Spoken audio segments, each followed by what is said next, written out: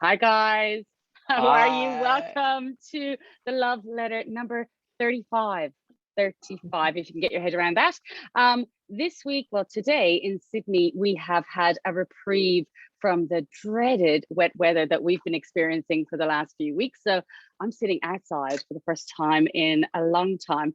Ilan, how are you?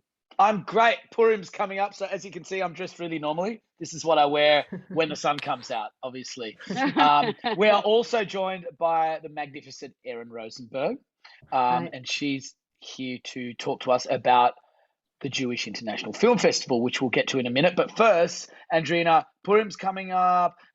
We always eat at these things. You are always in charge of that sort of thing. So what's happening this week for you?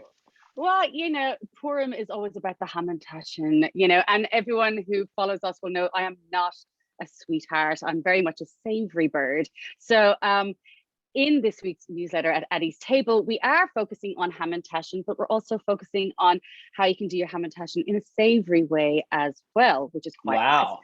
And also, Queen Esther was actually a vegetarian, and I don't know if that's general knowledge. And when she lived in the palace in her castle, she only ate vegetarian food. So we're looking at some yummy vegetarian meals also for your Purim Shabbat, I guess is what you would call it if it's this coming Friday night, or your Wednesday night dinner, whatever.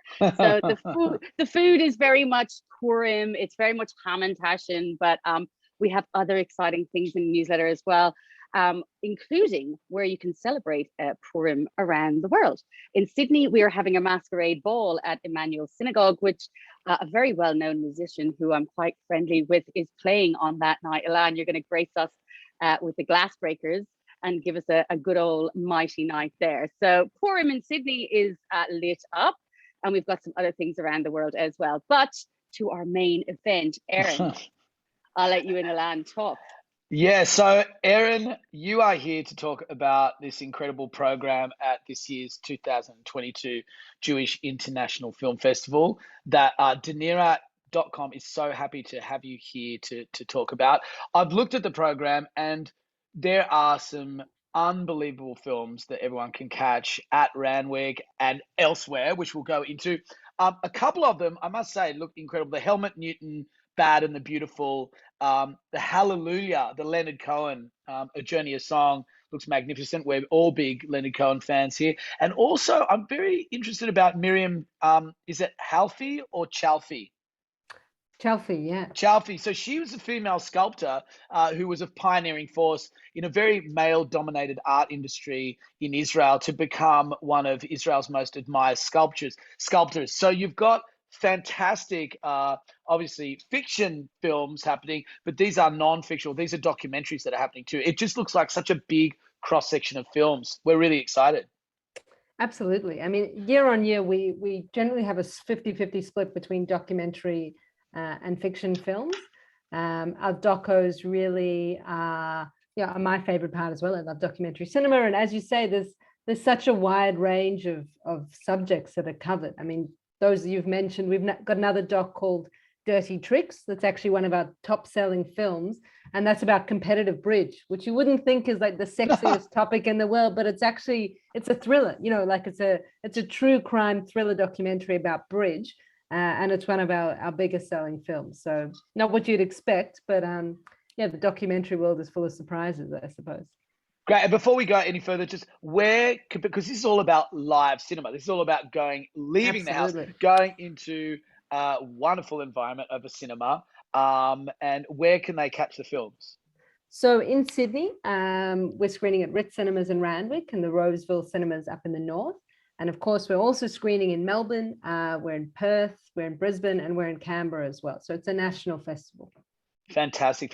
Now, I know Andrina had a couple of questions in regards to, upcoming stars of this year's that might be featured on this year's Jewish International Film Festival. Mm-hmm. No, that's right. I mean, it's just about, we know there are very well-established ones, but obviously at Dunera.com, we want to know, who is the next big star? Who are we looking out for? Oh, in terms of celebrities, directors, just talent, and directors, general. Talent in yes.